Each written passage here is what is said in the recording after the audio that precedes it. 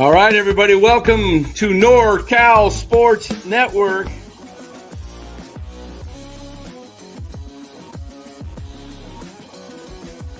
And this is the same hat that Brock Purdy's dad wears. Chat loves it when Marty Lurie comes on. Anytime you lose a game this time of year, when you can't go backwards, it's a problem.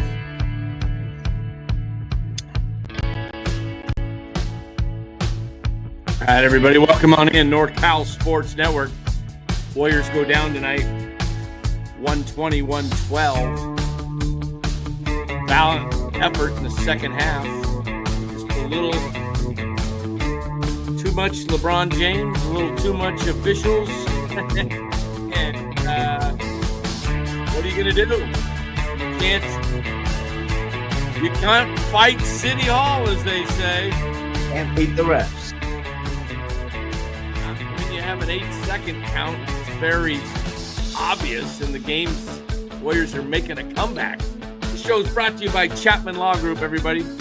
Chapman Law Group, located in Marin, licensed in all of California.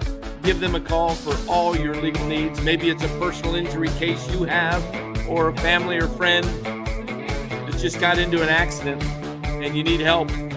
Give Chapman Law Group a call for that. They will help you out. All right. You can reach them at 415-613-9483. Let them know NorCal Sports Network sent you. All right, guys. Let me get this band. There we go. I got a little too far. Goodbye, band. All right. Well, at least it was entertaining the second half. It didn't go the way, I thought the Warriors were going to get blown out by 30 plus tonight, the way it started. But right. I thought the turnaround of the game was when Pat Spencer shot an air ball. The Lakers bench all got up in unison, almost like they were in high school, and just started, pretty poor sportsmanship, in my opinion.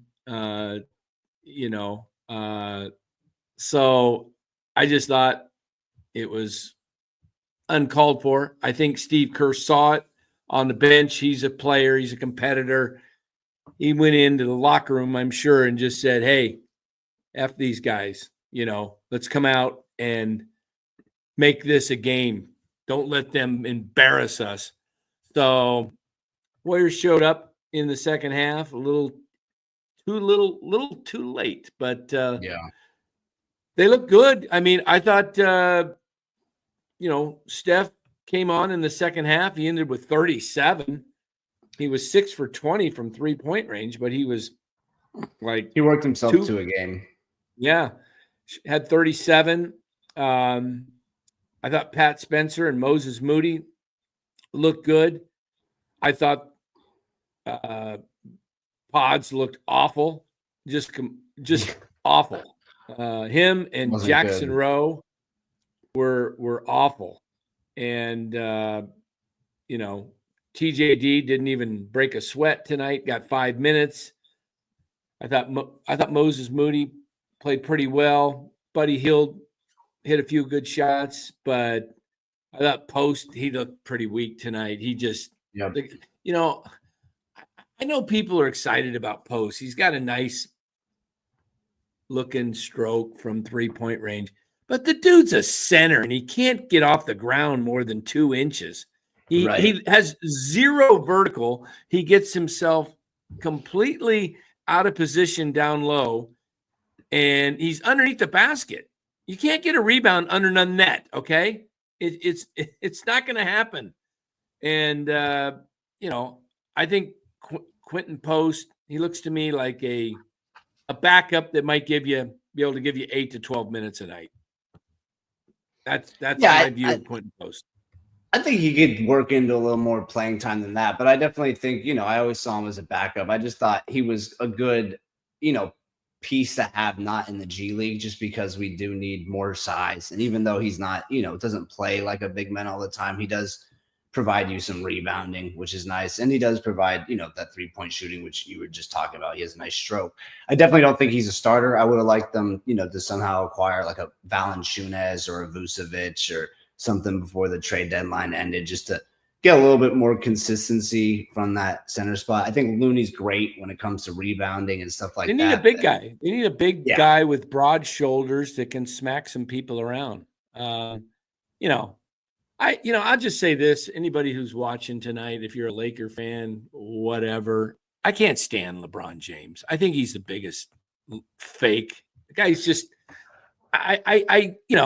great. I rooted for him in the Olympics, only ever time, but the dude's a roid dude, I think, and I think he's full of himself.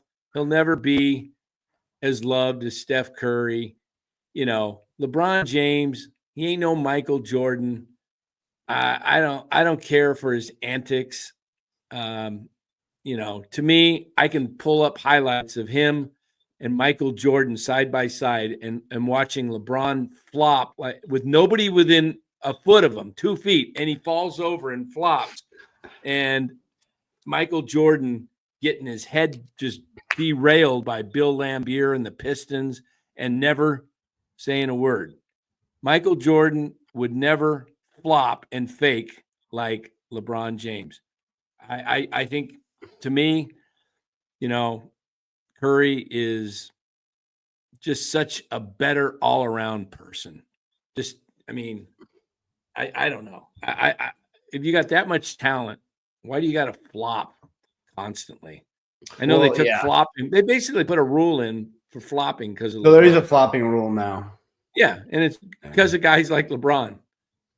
Yeah, and Shay's probably even worse than LeBron. I think he's the worst. But yeah, LeBron definitely flops. I think the Lakers as a team really try to get to the line a lot. They like to slow down the game. I don't know if you noticed that, to get back to the game. I don't know if you noticed in the fourth quarter, Dan, Curry starts going on a flurry, and then they just and then again the bonus in the first was 7 minutes. Yeah, they got 36 free throws to the Warriors 20. And it was just, teams like the Thunder and Lakers, I know they're good, but I actually just really don't like watching them because it's just, for me as a basketball fan, and, you're more probably even purist even than I am because I grew up in the three-point generation. I don't like all the foul baiting and trying to get to the line. I like, even if it's a bunch of three-point shots, I still like the openness of an NBA game. That's what's nice about it. Yeah, it's how fast-paced it is. And when you're constantly getting to the line, for me as a viewer and as a fan, it's just kind of like, in a way, I wish they would have won it's cool that I don't mind that they won. I didn't like how at the end of the game, it was just basically foul baiting from Austin Reeves. I think got to the line 16 times. 16 times? Reeves. Yeah, check on Reeves. I know it was over 12 because check it. Austin Let's pull up the box score right now. Yeah, 15 to 16. I got it right here. Yeah, 15 to 16. So Reeves basically, beat us from getting to the line because the Warriors lost by 8. Yeah. And I mean, that's not why we lost. I think transition defense was a huge part of this game. Awful. They were awful, the Warriors tonight. They gave up at least 5 transition layups, dunks. Just, they look tired to me. You played last night. I don't understand this. The schedule makers, look, and I'm not complaining. I would have said the same thing if the Warriors, you don't play back-to-back nights a team that has to travel from high altitude to a game where the other team didn't play the night before. Okay, it's just not even. I don't understand that. Why wouldn't you? The Lakers played Tuesday night. The Warriors played last night in Utah. Sometimes you play back-to-back when the other team didn't travel, but it's a home game. Like the Warriors, if they had played at home last night and then played at home tonight, to make them go, I just don't think that is the league schedulers do any team, any favors when you do that. You can't. Yeah, and I think especially for a primetime game, don't you think? Exactly. It's an ESPN primetime, nationally televised game. I mean, I think, if the Warriors didn't need this win tonight, Steph would have sat. Yeah. And you would have sat him on a night when, on national TV. So I don't think that teams should be having to go it's fine if the Lakers played last night, but you can't make a team do that. And I would say the same thing. And I'm sure it happens to every team the way the schedulers, but they should be able to do a better job of scheduling. Warriors, Mark, you're right. They lost the game in the first half. Absolutely. They came out lethargic, cold, just didn't have any energy. Their shots, they were shooting bricks. And, they woke up a little bit in the second half. I think it was just pride. Yeah, I think the Lakers I agree with you 100%. I think the Lakers on the bench after that Pat Spencer 3, and just in general, they were getting way too celebratory. And, a team like the Warriors, you're coached by a champion, 9-time champion, I believe. And, Right. Curry and Draymond, a bunch of champions. Looney's a champion. Payton's a champion. People want to dog on the Warriors. We're not the best team, but again, these guys have pride. And I think you saw that, especially from Steph. He just started taking hella shots. He was like, I don't even care if these go in or not, but I'm not about to lose by 30 to these guys, with them laughing all on the bench, pointing at Luka, and LeBron did a dunk and he goes like this to Luka. And it's like, I think they just were, I agree. And I think, it would have been a better outcome to the game if we had some of our guys. And obviously you can say the same thing about the Lakers. So I'm not saying, we would have won if both teams were healthy. I do just think I see a lot of pride with this team. So I think if you can, get a Kuminga back next week, and Jimmy, he said he was going to play Saturday. So I think he's going to play. Yeah, it'll be interesting. See, I think the Lakers Warriors play one more time. It'll be interesting to see both teams at full strength, because I think it'll be a battle. I mean, I agree. You got dogs too. You get Kuminga and Butler out that's there, a dog. and you have Luka and LeBron, and I mean, hey, the Lakers, they're a tough team. I mean, they, this used to be a really good rivalry, and it's anytime you got Steph and LeBron, and don't let anything fool yourself, guys. They don't like each other when they're playing on the court. They'll be civil. They'll be civil, but they want to beat each other. You think that logo shot that LeBron made in the first half wasn't because Steph was in the building? Exactly. Yep. I mean, come on. He's trying to show up, and so, yeah, I mean, pretty amazing. 42 points tonight for LeBron and 37. Second time in history. Only other player to do that's MJ. Wow. He had 17 boards. 17 boards tonight. Wow. He looks really refreshed ever since this Luka news came out. I'm scared, honestly, about the I think what's going to help us, honestly, is I think Luka and LeBron are going to be such a bad fit.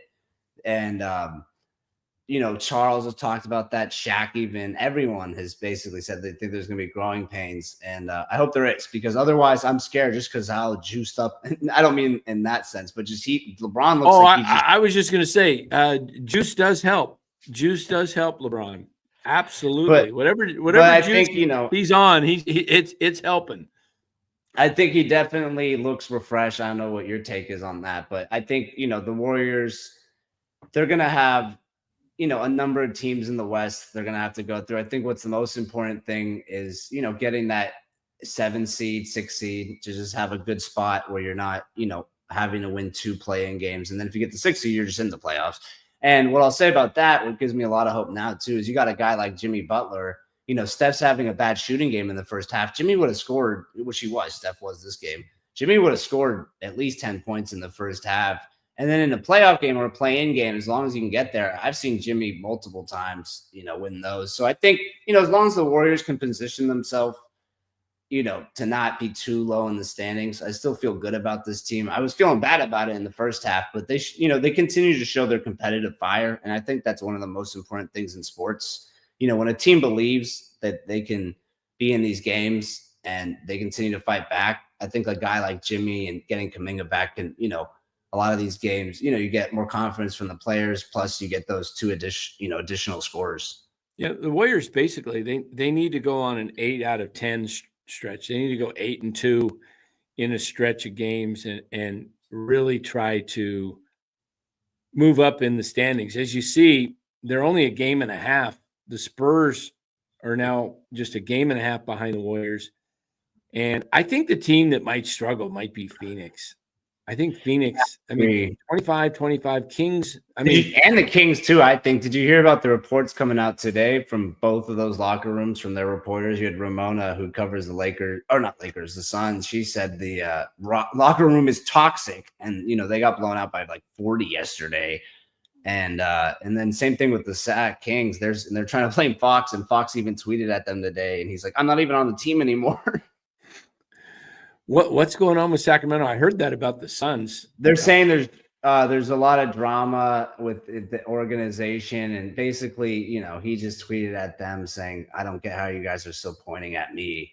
And so that's not as big of a thing, but I think there could be not drama with Sac, but there's just, I think there's a lot of weird things at play. The rosters, I mean, we've seen DeMar and Zach LaVine before. They've never gone past the 10 seed before, so I don't see them too much as a threat, and there's just a lot of drama coming out of there. And then Phoenix is just a total mess because they had Bradley Beal and Kevin Durant on the trade block. I think the one thing that hurts this Warrior team is the loss. They were up 10 last night, 12 with 3 minutes to go. And the way they lost it was rough. And they would be 26-25 right now in 9th place. They would be in the 9 seed right now, ahead of Phoenix, half game from the 8th spot. They have they're 3.5 out of the 6 and 7 spot. Going to be really tough. They're going to have to really go on a run. Luckily, they have that windbreaker over the T-Wolves, though, so they just have to have the same record as them. The Clippers, no, but for the T-Wolves, because remember we won 3 out of 4.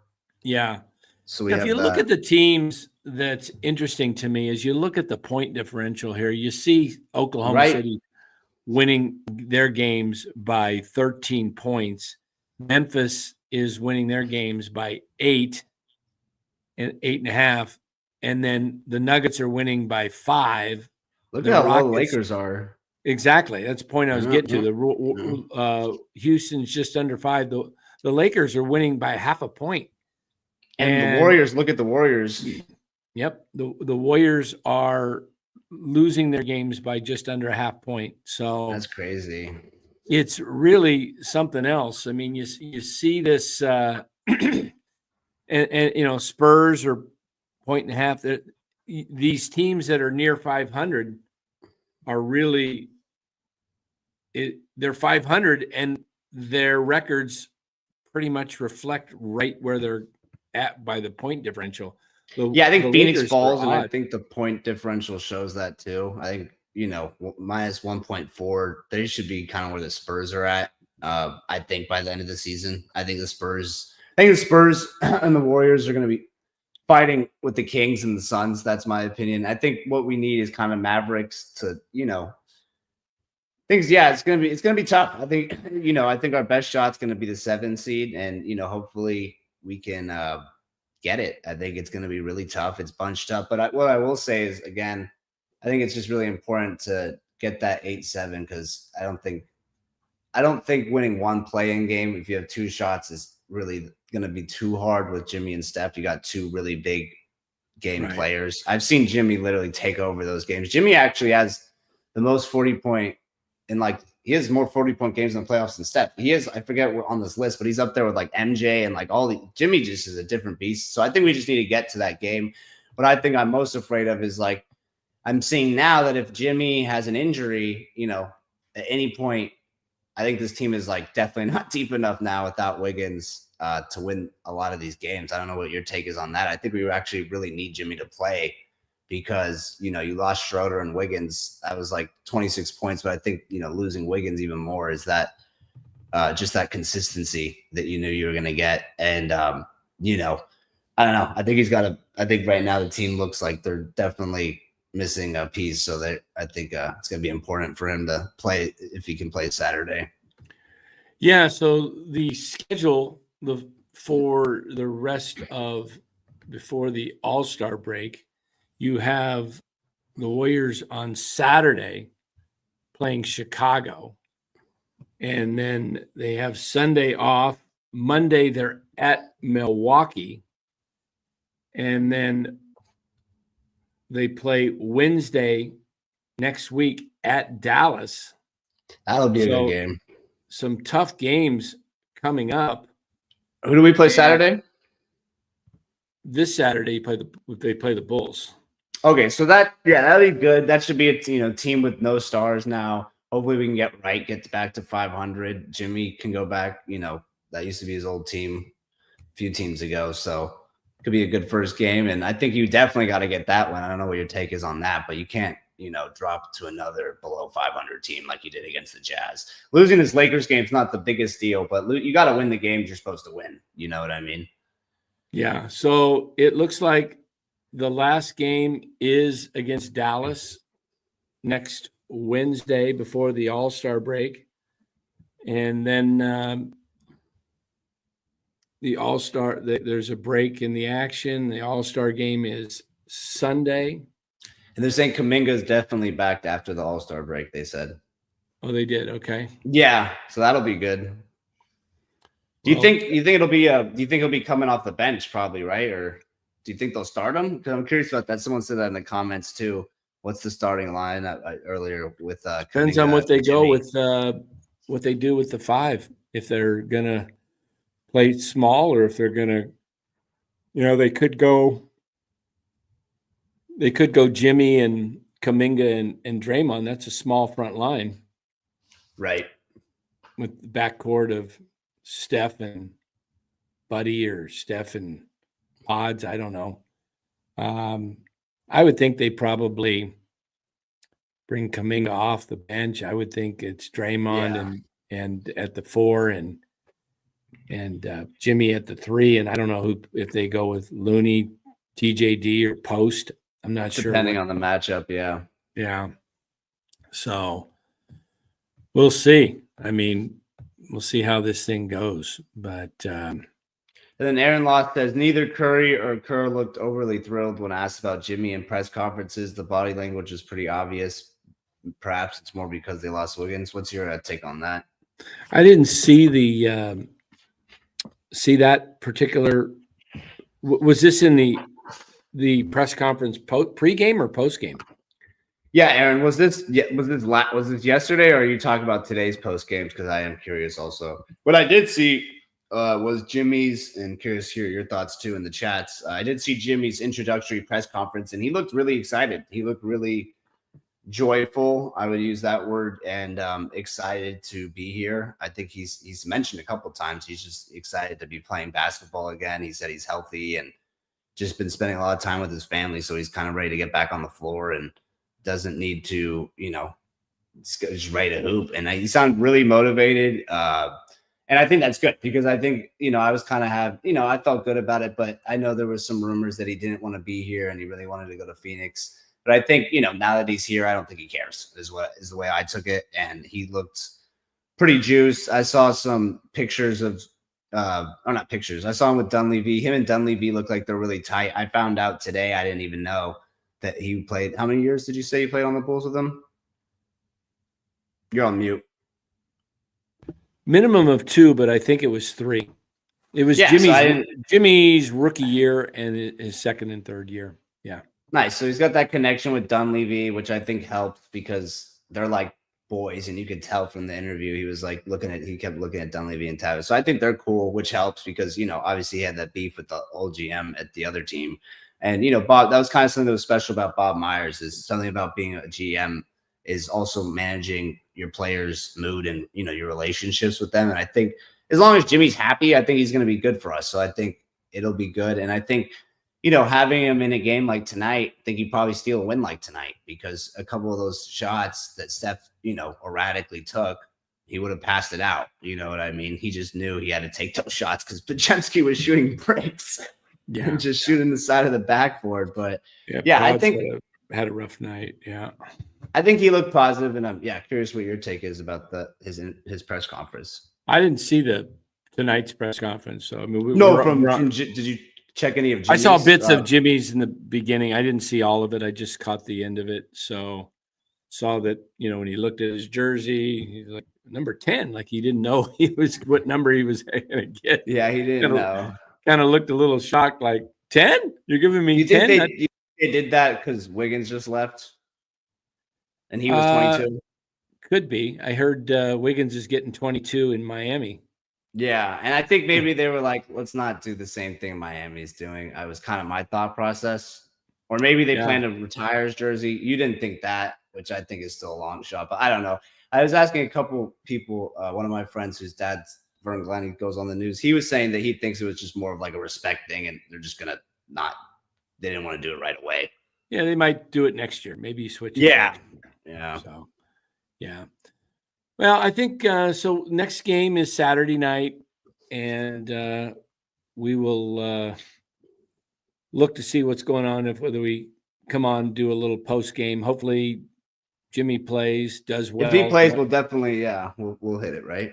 So we should, we'll probably hit it Saturday night. What time's the game Saturday? Let me look here. I think it's Saturday. At 6. Could be wrong. Might be at 5. I got it right here. Saturday, February 8th. Yeah, it's 5 o'clock. So 6 o'clock here at my time. So nice. We'll probably come on about our regular 7:30. 7:40. 7:30, 7:45. Yeah, right in there. All right, guys, that should do it for us tonight. Warriors in a hard-fought battle, and at least it was entertaining in the second half. The first half was kind of reminded me, you know what the first half reminded me of? It reminded me of the Warriors days when they had KD and they just ran people off the court. Yes, it did. Yeah. And I just thought, oh man, that much chemistry. Yeah. The Warriors just looked so overmatched, and just like, I mean, you were playing 3 guys out of the G League for the together out on the court. I mean, you had Post and you had Rowe and then Pat Spencer. By the way, Pat Spencer is really real quick is a good little ball player. Don't you think he's better than Lindy? Yeah, I think he handles the ball better. He distributes better. He's more of a distributor point guard. He's not afraid to go mix it up. What do you think about his bucket on LeBron? Yeah, he wasn't afraid to go after LeBron. Yeah, so good for him. So hey, I don't know. They didn't give us good replays tonight, but the LeBron steal at the end of the first half where he stole it down the sideline, I wanted to see, because I saw some people pointing to that he stepped out, and then there was another play down by the Warriors bench at the end of the game that the Lakers got it, and all the Warriors players were pointing to the line like he stepped, but we never got a really good replay to even check it out. But I mean, NBA officiating, it is what it is. I saw a lot of fouls that didn't get called on both teams, guys going in getting hammered both ways, and they weren't calling it. I'm just like, how do you let some of that go, and then you call this little and ones where a guy just barely hits it, like maybe even phantom hits it. It looks like he blows, and they just blow the whistle, and then other guys just get clobbered and they don't call it. Like LeBron, it's not consistent. LeBron when he goes downhill and he just gets whack-a-mole, he gets hit pretty hard. They don't call it. Steph gets to the hoop. They don't call it. I don't understand how officials can miss some of the most obvious calls. And then you see these layups, and they're just whoop, the whistles going off, and it's like and one, and it's like this. I don't know, but it is what it is. All right, guys, thanks for watching tonight. We will be back Saturday night. No show tomorrow night. I've got some plans on Friday night, and then we'll put out some videos tomorrow. So be looking for the videos. Give those a look, a comment, and make sure you like those. It does help the channel. And if you're watching over on Twitter or X, come on over to YouTube and give us a like. We appreciate it. And we will see you Saturday night and tomorrow via video. So check it out. Thanks, everybody, for watching.